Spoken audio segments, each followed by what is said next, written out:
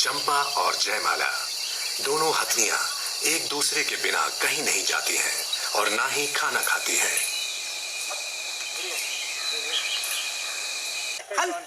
ये अब मुझे भी पहचानने लगी हैं।